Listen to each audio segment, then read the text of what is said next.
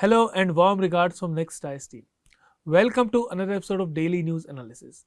Today is 17th September and the topics that we are going to discuss today include the first topic is the Maritime Territorial Disputes of China with respect to South and East China Sea.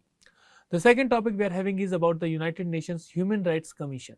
Then third topic is about the Sarnath, which is now proposed by India as the UNESCO World Heritage Site. So India has put forward the nomination for Sarnath to be designated as the World Heritage Site under UNESCO. Then the fourth topic is about the AI Holobox. And the fifth topic, that is the last topic, is about the GST 2.0 reforms, the impact it is going to have. Now this particular article has been written by former RBI Governor C. Rangarajan. So let's start with the first topic, that is the Maritime Territorial Disputes of South China and East China Sea. Now this particular topic is in the backdrop that the aircraft carrier deployed by China in the South China Sea has skirmishes with the Philippines vessel. Now this topic becomes relevant from GS paper 2 in the India and its neighborhood relations. And if we see, this topic also becomes important from GS prelims point of view in the mapping section. Why mapping section? Because there are certain islands in this region in the East and South China Sea on which the UPSC has previously also asked question about their location, about the dispute which is upon them. Now let's go to the news first. The news is that on September 16, 2025, Chinese and Philippine vessels collided near the disputed Scarborough Shoals in the South China Sea. So from our perspective, we should be knowing that the Scarborough Shoals was the location of these particular islands. Second is that from the mains point of view, you should be knowing that China, when we are discussing about India-China relations, then you should be also quoting these particular incidences that China is having territorial disputes with major neighbors of it, and that's why India should take advantage of that part. Now the incident came shortly after China declared the shoal, that is the Scarborough Shoal, as the National Natural Reserve. And upon this declaration, the Manila, that is Philippines capital, has also lodged the diplomatic protest that it is against this particular move of China.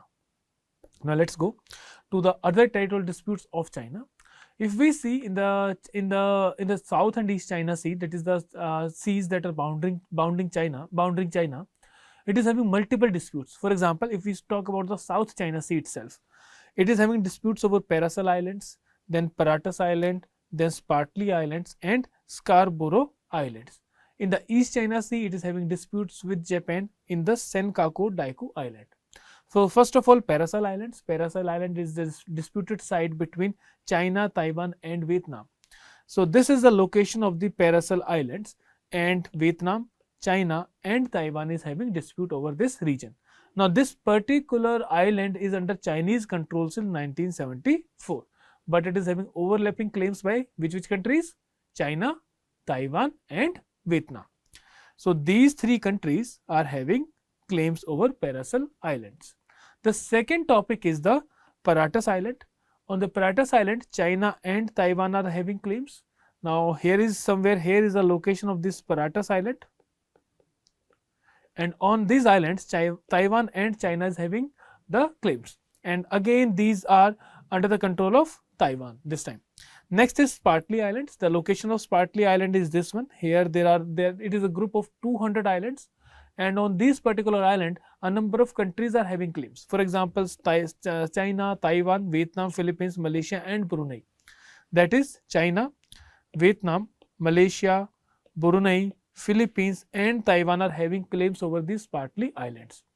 Now if we talk about the Spratly Islands, Vietnam is having occupies the major land features of this island. Then Taiwan is also having some of the claims over this particular island. The next is the Scarborough Shoals. These Scarborough Shoals are near the Philippines border, and China and Philippines are having claim over these islands. Now since 2012, China is controlling these particular islands, that is the Scarborough Shoals. Last one is the Senkaku Daiku Islands, on which these are located in the East China Sea, and the claim is by China and Japan. So these are the particular islands on which UPSC also asked questions previously. So this become important for us. Now next thing is that if we talk about the South China Sea, this South China Sea is very important. This is the South China Sea, that is marked blue. Now it connects the Taiwan Strait with the East China Sea. Here is the Taiwan Strait, and with the Luzon Strait, it connects with the Philippines. So here is the Philippines Sea. The next is that it is connected with the Indian Ocean through Strait of Malacca. The Strait of Malacca is actually connecting the Indian Ocean and the Pacific Ocean. So the South China Sea is a part of Pacific Ocean. Then it has an economical significance. Economical significance in the form that 1/3 of the global shipping trade occurs through this particular sea only, that is the South China Sea. Second is that it holds a 1/3 of the world's biodiversity, and it is important for the food security of the Southeast nations.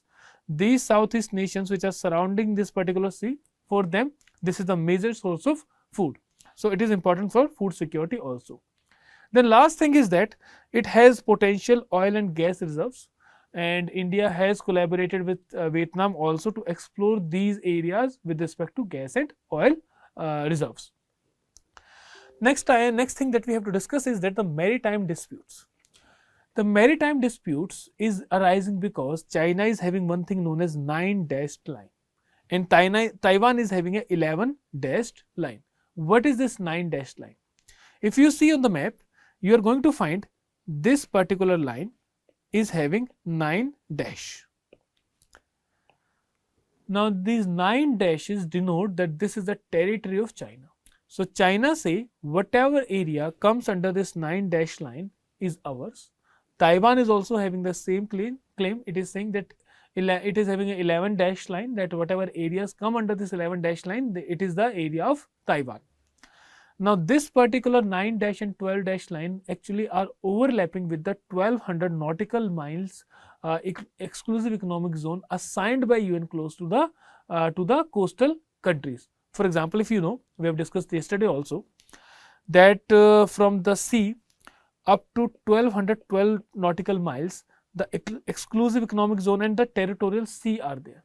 These are the regions in which that particular country can explore the reserves.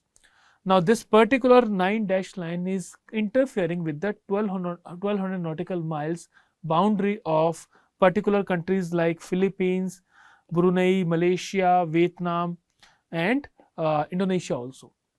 So this is particularly the concern here.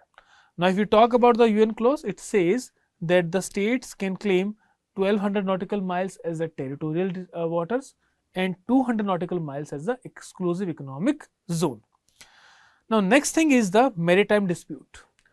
Now according to other countries, it is saying that if a country is having a exclusive economic zone, it can explore the reserves, whatever reserves are available in that particular area. But this exclusive economic zone will allow for navigation and overflight. But China is having different view of this. China says that the exclusive economic zone is part of the country only, and it does not allow any kind of navigation or overflight without the permission of that particular country. So that is the conflict that is coming up. If China's claim is being agreed upon by other countries, then the coastal countries are going to first of all will be affected by this because their territorial waters is going to be reduced. Secondly, China will treat this water as its territorial water and will not allow the trade to pass through it. And as we have already discussed, 1/3 of world's shipping goes through this particular route only. So it is going to affect the world economy in a drastic manner. So that's why this particular area is a bone of contention. Now, based upon the discussion, you have to attempt this MCQ and you have to answer. Attempt this MCQ and you have to answer in the comment box. And let's move to the second topic. The second topic is UNHRC. Why it is a news? It is a news because at UNHRC, India has condemned violation of Qatar's sovereignty. This topic is relevant first of all from the GS paper 2. It is talking about India and Qatar's relation and India and Israel relation and how India is balancing both relations with Qatar as well as Israel. So this particular incident can be quoted there, that India has taken a stand in which it has condemned the violation of Qatar's sovereignty but has not questioned Israel or has not named Israel. Now, secondly, this topic is also relevant from the point of view that it is the part of important international relations agencies and forums and their structure and mandate. Also, from prelims point of view, the question can be asked from UNHRC. Also, from the mapping point of view, the question can be asked about Persian Gulf, the location of Qatar, the location of Doha. Now, let's move to the news. The news is that addressing a session at UNHRC in Geneva, Government of India's permanent representative Arindam Bagchi referred to the September 9 Israel bombing of Doha and said India unequivocally condemns the attack on Qatar. The important thing is here is that India has not named Israel anywhere in this particular statement. Now, if we talk about the location of Qatar, the location of Qatar is in the Persian Gulf. So, you have to note down which are the countries that surround Persian Gulf. Earlier also UPSC has asked question particularly upon the surrounding countries like countries surrounding the Black Sea, or in the context of Russia-Ukraine war, countries surrounding countries neighboring the Ukraine. So, these particular questions can be asked. Secondly, which are the important straits? For example, this is Strait of Hormuz here in that connects the Persian Gulf and the Arabian Sea. So, these particular locations you should be knowing, you have to mark these things. Now, next we move to United Nations Human Rights Council. Now, this particular body was formed in 2006 and it replaced the Commission on Human Rights. So, earlier there was UNCHR, now it has been replaced by UNHRC. This particular body has been tasked with promoting and protecting the human rights globally, and headquarters are at Geneva in Switzerland. Now, next thing is the constitution.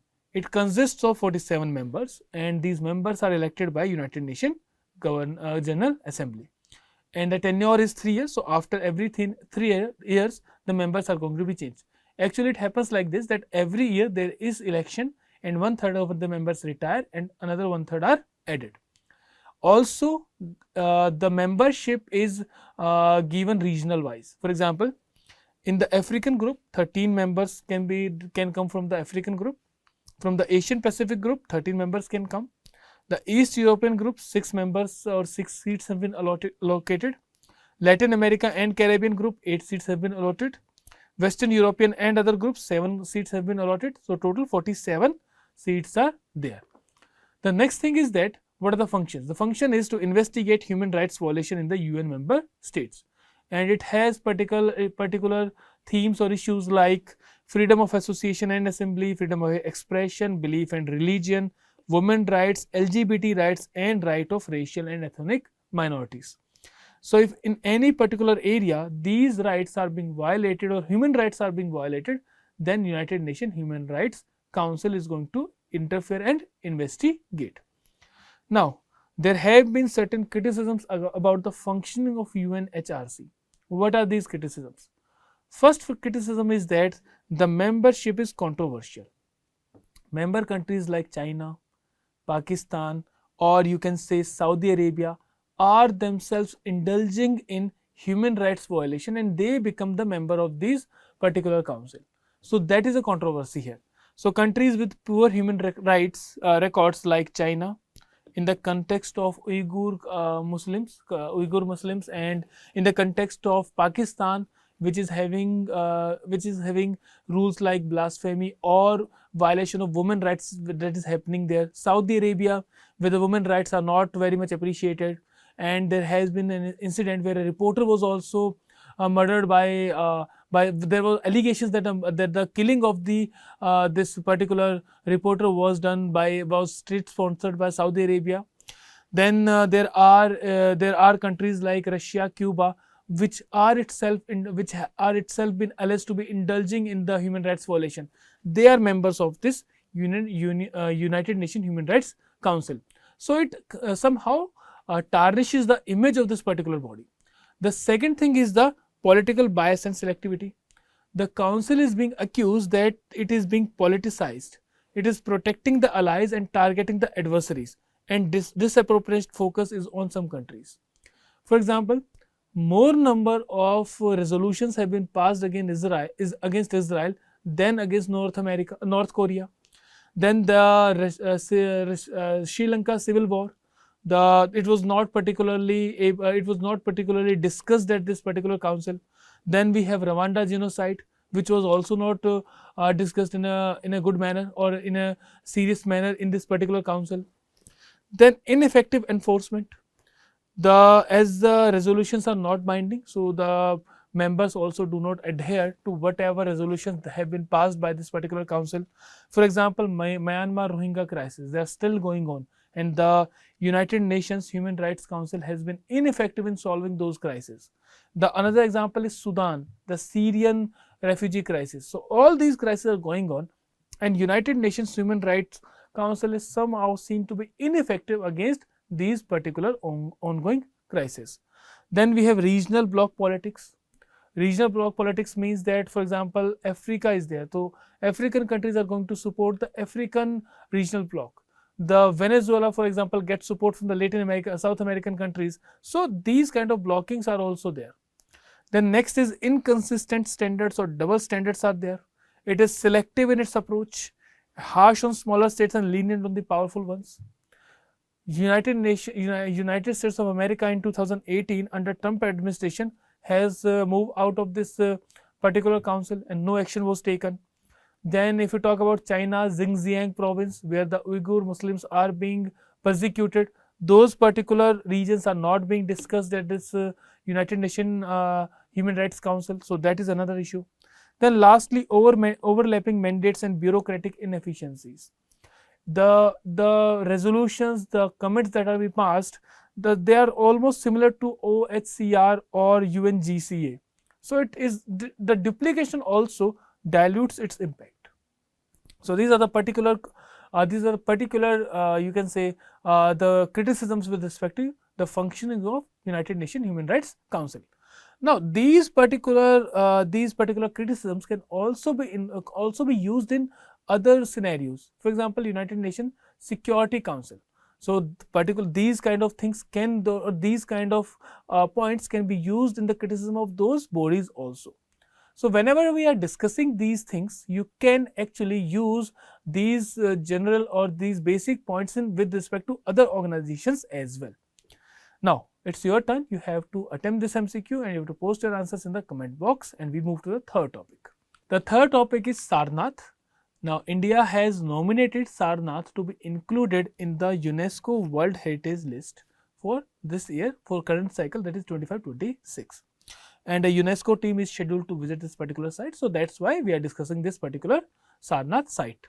Now this topic is relevant from GS Prelims point of view as well as from GS 1 paper 1 point of view also, because it can be included in Indian culture, salient aspects of art form, literature, architecture from ancient to modern times.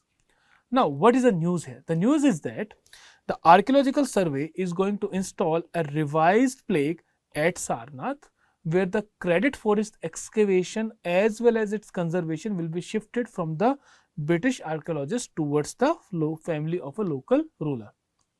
The plaque that is installed right now at Sarnath says that the archaeological importance of this particular site was conserved after the efforts of Mr. Duncan and Colonel E. Mackenzie, and after that the efforts were made by Alexander Cunningham, Major Kitto, F.O. Ortel, Sir John Marshall, M.H. Hargreaves, and lastly by Dayaram Saini. But family of Babu Jagat Singh, who is a descendant or who was a descendant of the Banaras ruler Chet Singh, actually started the conservation of Sarnath site. He started the excavations in much earlier in 1787-88. That is, you can say almost 10 years before the excavation was started by the Britishers. And when he brought the Sarnath site to the light, then after that only the Britishers started the excavation. Now the Archaeological Survey of India is going to correct this thing, and they are going to put a revised plaque where the due importance will be given to the local ruler, that is Jagat Singh, and his role in conservation of this particular site. Now next the thing that comes is that why Sarnath is important for us. See, the location wise, the Sarnath is situated near Varanasi, almost 8 to 10 kilometers near it, and Varanasi itself is at the confluence of two rivers, Ganga and Varna rivers. So factual part, you should be knowing it. Then the next thing is that why it is important. It is important because Gautam Buddha, after attaining enlightenment at Bodh Gaya, he gave his first sermon. The first sermon What is the name for that? The first sermon of Gautam Buddha was known as Dharma Chakra Parivartan. So Dharma Chakra Parivartan was given at Sarnath. That's why this site becomes very, very important. And that's why this site is one of the 4 major pilgrimage sites of Buddhism. So Sarnath is an important site for Buddhism. Next thing is that he gave this sermon to his 5 important disciples. The 4 Buddhist pilgrim sites that have been given by Mahaparinibba Sutta under the Dig Nikaya. See, Dig Nikaya is the book, and Mahaparinibba Sutta is one of the paragraphs that is mentioned in this Dig Nikaya book. So one thing important for you is that which are the sacred books of Buddhism? These are Dig Nikaya. Now, in these books, the four important pilgrimage sites have been mentioned.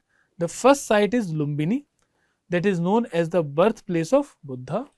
The second site is Bodh Gaya, where Buddha achieved enlightenment. The third site is Sarnath, where the first sermon known as Dharma Chakra Parivartan was given by Gautam Buddha. And lastly, Kushinagar, where Buddha attained Parinirvana. So these are the 4 important sites, and these are very, very important from Buddhism point of view and from the prelims point of view. Next thing is that this particular Sarnath site, what actually it is having. So it is having Buddhist site as well as it is having Ashokan pillar as well. So first one is Chokhandi Stupa, that is situated here. It is the place where Buddha met his first disciples. So the 5 disciples met him at Chokhandi. Then Dhammek Stupa. It is a massive cylindrical stupa marking the location of Buddha's first sermon. So Dhammek is the point where Buddha gave his first sermon, that is Dharmachari Chakra Parivartana happened here. Then Dharmarajkiya Stupa.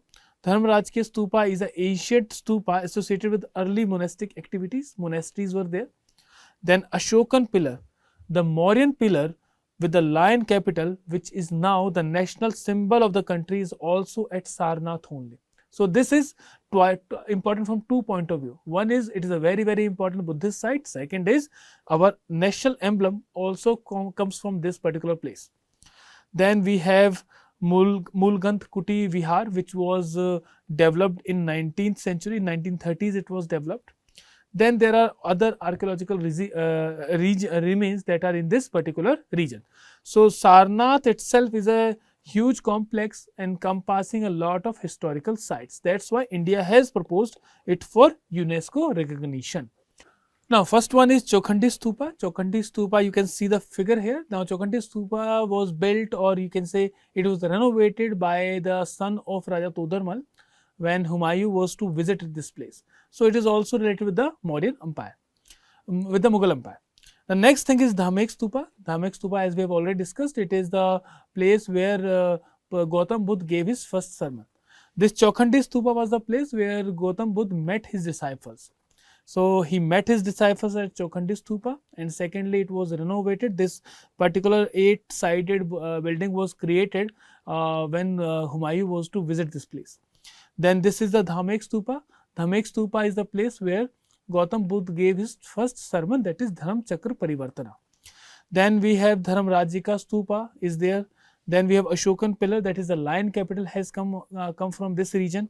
Then we have Mulgand Kuti Vihar, which was developed in 1930s in the 19th century. So these are the important sites at this Sarnath heritage site. The next is, if you get a tag of UNESCO World Heritage Site, what benefits do you get? The first benefit is the international attention that comes. When you have the international attention, then what happens? Then the importance of preservation also comes in. The government becomes responsible that they have to preserve this particular area. And it also helps in boosting tourism. When the tourism is boosted, the local economy also gets boosted. The conservation, the significance of that particular site also gets enhanced. Third one is that there is access to UNESCO funding also for conservation, preservation and maintenance of that particular site. So there is additional funds also, and the site can be maintained in a better manner. It can be developed in a better manner. Then the heritage management also gets a boost, because when this particular site comes into international attention, then the global expertise and project management, the expert project management can also come in, and they can help in better management of the World Heritage Site, that is the Sarnath site, if it becomes. Then conservation, there is enhanced partnership between government, private sector and NGOs. And also a special benefit it gets is that these sites are protected under Geneva Convention, where destruction or misuse of these sites has been banned under armed conflict. So anyway, this is a far-flung thing, but the countries have agreed that whichever site is given this UNESCO World Heritage Site tag, those sites cannot be destructed, and they have been protected from the armed conflict. Now next is, what are the other sites which have been accorded UNESCO World Heritage status, and that are Buddhist sites. So in India itself, we have 3 sites that have been accorded, the 3 Buddhist sites which have been accorded the UNESCO World Heritage Site status. One is Buddhist monument at Sanchi in Madhya Pradesh, then Mahabodhi temple complex at Bodh Gaya, where Gautam Buddha attained the enlightenment. Then archaeological site at Nalanda and Mahavihar at Nalanda in Bihar, which is a important learning site for Buddhism. It was a Nalanda University, as you know. Then Lumbini, which is in Nepal, which is the birthplace of Lord Buddha. Then ruins of Buddhist Vihar at Paharpur, which is situated in Bangladesh. Then we have Buddhist ruins at Takhte Bahi and neighboring city remains at Shehre Behlol in Pakistan. These are the sites which have been accorded UNESCO World Heritage status. 2 more sites are there. One is in Japan, one is in South Korea. In Japan, Buddhist monuments in Horyuji area, and in Korea, Sansa, the Buddhist mountain monasteries in Korea.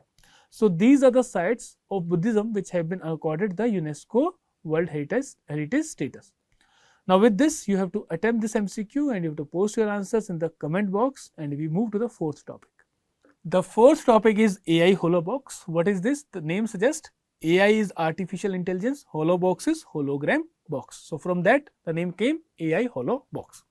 Now what is the news? It is a news because the AI powered Holobox of Sardar Vallabhbhai Patel will be launched on 17 September 2025. And this topic is relevant from mains as well as prelims point of view. From mains, it is in paper 3, general studies paper 3, awareness in the field of IT. From prelims point of view, the question can be asked about what is this technology, what is this application. Based upon these things or its components, the questions can be asked. Now let's move to the news. The news is that the Pradhan Mantri Sangrahalaya is going to unveil a life-size AI-powered Holobox of Sardar Vallabhbhai Patel on 17 September 2025, that is today. Now why the date has been chosen as today? Because on today itself, on 17 September 1948, Hyderabad was liberated and integrated into India, and the operation name was Operation Polo, that was led by Sardar Vallabhbhai Patel. Also today is the birth date of our Honorable Prime Minister Shri Narendra Modi. Now next thing is that in the future we are going to have such more AI boxes, such more AI Holoboxes. For example, AI Holobox of our former President Shri APJ Abdul Kalam is to be launched. It is in pipeline. Now what is this AI Holobox is going to do? It is going to provide an interactive 3D avatar and will allow the visitors to engage in a lifelike conversations, asking questions about their life, their philosophies and key moments in the Indian history. And Sardar Vallabhbhai Patel in the form of AI Holobox will be answering those questions. So it will make the learning more interactive. It will make the learning more deeper. The next is that what is this AI Holobox technology? So first of all, as I have already told you, it is made up of 2 words, artificial intelligence and hologram. So I think you know about what is a 3D hologram. 3D hologram, as you can see in the image, 3D image is being created. Now when we are integrating AI in that, then the features of AI also gets inculcated. Example के लिए जैसे chat box है, chat GPT है, when you ask a question, it is answering your questions. So in this particular manner, this 3D hologram is going to answer your questions, whatever questions you are asking. So how it is going to happen? By integration of AI in it. So AI hologram is now being defined as a holographic display system powered by artificial intelligence that creates lifelike interactive 3D avatar of a person. It allows real-time conversational interaction combining visual realism with intelligent responses. Now, what are the components? The components include, the first one is holographic display, a 3D image will be there. Then second is AI engine. AI engine is going to have machine learning as well as natural language processing. So, these are going to help giving the prompt responses, and these responses will be learned from the database of knowledge, the database about their life, about their philosophies, the important events, all things will be given to this AI engine, and the AI engine is going to generate the responses as per the conversation with the visitors. Then interactive interface is also going to be there, that there can be touch interface, there can be audio visual interfaces also, in which through which the visitors can interact with this AI Holobox. Then augmented reality and virtual reality also will be integrated, that will be optional, it will be giving a real life like scenario. So, these are the particular elements of this AI Holobox. The next thing is, what is the potential of this AI Holobox? Now, just imagine that you are interacting with Sardar Vallabhbhai Patel and you can ask question directly from him. So, first of all, the experience that we get, that we are able to interact with him, what he might have been thinking at the time of independence, and those things will be delivered by himself when we are asking question from this AI Holobox. So, in this, it provides a lifelike real-time interaction and avoids these static exhibits. There is static exhibits for the museum. Uske bajaye we are going to have lifelike real-time interactions. Secondly, it will make the historical knowledge accessible to us and will be engaging for the younger audience also. Then it will stimulate the dialogue, storytelling and scenario based learning, and it will combine the heritage preservation with the modern technology. So, this is a significance or potential of AI Holobox. Now, the application may include things like, it will be used in museums and heritage, it will make the museums more interactive. From the education point of view, the students can engage with virtual teachers, scientists and leaders for experimental learning. Then corporate and public communication, this AI Holobox can be experimented there also. For example, virtual spokespersons for events and exhibitions. And lastly, experiment and tourism, museum, theme parks and cultural sites can create immersive experiences. So, these are the applications of the AI Holobox. Now, it's your turn. Attempt this MCQ and post your answers in the comment box, and we are going to move to the decoded section right now. The last topic is GST 2.0 reforms. Now, what we are discussing here is the article by C. Rangarajan and D.K. Srivastava sir. C. Rangarajan was the former RBI governor and D.K. Srivastava sir is the economic advisor to the 17th Finance Commission. Now, in this particular article, they have discussed about the impact GST 2.0 reforms are going to have upon the business, upon the government revenues as well as on the private consumption. Now, this topic is relevant from GS paper 3, Indian economy and issues related to planning, commission, mobilization, resources, growth, development and employment. Now, what is the news here? The news is that GST, as we know, was brought as a destination based tax, and it has been written with many problems like multiple rates, inverted duty structure, then we have compliance burdens because the tax structure was very complex, and complex compensation and cess mechanism. So, these were the problems with the GST, and now government has tried to overcome these particular concerns of the business community as well as of the general public. Now, if we see, the new GST rate structure has been made simple and it will be applicable from 22nd September 2025. Now, in this particular new GST regime, a 4 tax rate structure has been converted into 2 rate tax structure. So, 12 to 28% rates have been discontinued, and now we are having only 5 and 18% tax rate along with the 0% tax rate also. Also, 40% demerit rate is there, but that is for only certain goods like sin and luxury goods. And if we see distribution, how the goods have been distributed among these rates. So, 80% of the goods have seen a decrease or reduction in the tax rate. For example, 28% say they have been brought to 18% tax rate, or from 12% tax rate they have been brought to 5% tax rate. So, majority of the goods have seen a reduction in the tax rates, although 20% have faced a increase in the tax rate structure. The next thing is that the 40% tax rate has seen that many 28% tax rate items going to this 40% tax rate. Now, what has happened is that on the 28% GST, there was a cess that was also applicable. Now, government has done this thing, that this cess has been included in the GST itself, and now it has brought to a 40% tax rate structure. Now, what is the benefit of it? The benefit is that whatever GST is being collected, it is distributed between center and the state. Now, in the 40% tax rate, this whole 40% will be distributed between center and the state. Earlier, when the cess was being applied, the cess always go to the center, and this 28% tax rate was divided between center and the state. So, here the states were having a shortfall in the revenue, and this was a concern of states also, that this cess should be eliminated and this should be inculcated in the GST tax rate itself. Now, it has been done. Now, this 40% tax, that the whole tax that will be collected in the GST will be divided by between the center and the state in both center and the states. Now, next thing is what is going to be the impact. As the tax rate has been simplified, it is going to reduce the complexity and is going to help in easing compliance for the businesses. So, it is going to make the taxation part for the business a little easier one.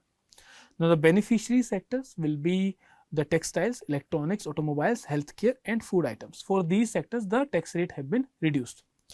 And in terms of the production part, the fertilizer, agri machinery and renewable energy, these sectors will be benefited, and the ultimate benefit is going to go to the farmers, because when the tax rates have been reduced, then the farmers are also going to see that their input cost has decreased.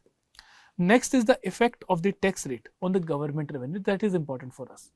Why? Because when we are decreasing the tax rate, when 80% of the goods are being transferred from a higher rate to the lower rate, the revenue are going to fall. So, in the post tax rate cut scenario, although it is expected that there will be a higher demand, but higher demand may get offset if the benefits are not being transferred to the consumers.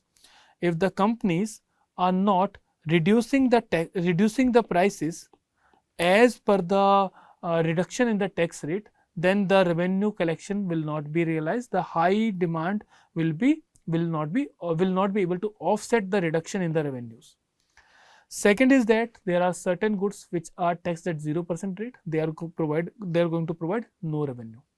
So, in nutshell, there should be a reduction in the total GST collection, and Ministry of Finance has calculated it to be 48,000 crores. It has calculated that every year with this reduction in the tax rate, 48,000 less revenue will be collected. And if you talk about this particular year itself, we are seeing a revenue loss or revenue foregone amounting to 1 lakh crore rupees. Also, the direct taxes that have been collected in the first quarter have also reduced. Last year there was a growth of 33.6%. This year there is a negative growth of minus 4.3%. So, for this particular year, there is a concern for the government. Either the government has to borrow from the market or it has to reduce its expenditure.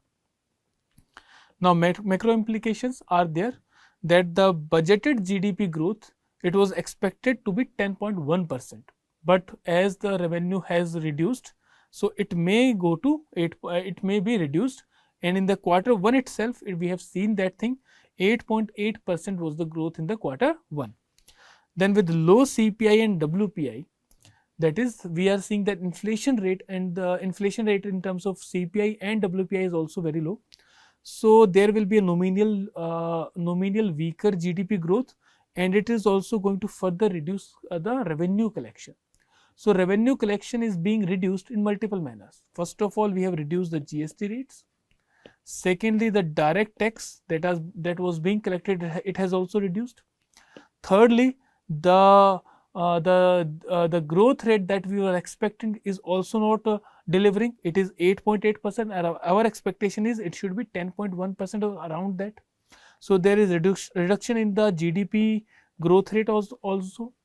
Then fourth is the inflation effect. The inflation is also low, and if inflation is low, then the difference between real and the nominal GDP is also low. So, it is also going to reduce the revenue collection. So, in this manner, the revenue collection for this year is going to be low, and that is going to present a fiscal dilemma for the government. Next is the state governments are going to face revenue crisis, and they may go for higher borrowings or expenditure cuts. And this year we are seeing that a lot of disasters have also happened. So first of all, revenue collection is low, there is revenue loss also, and upon that there are disasters that are happening in the country. So it is going to put the government in a tight situation with respect to finances. Then the government may need to cut the spending, or it has to allow for a higher fiscal deficit. So fiscal slippage we may see this year. The RBI dividends may help in a manner, but they are not going to be able to fully address all the financial concerns of the government. Then the expansionary monetary policy may risk inflation in the country. So from the financial point of view, the country is seeing a dilemma, or you can see a crisis, a difficult situation is being seen.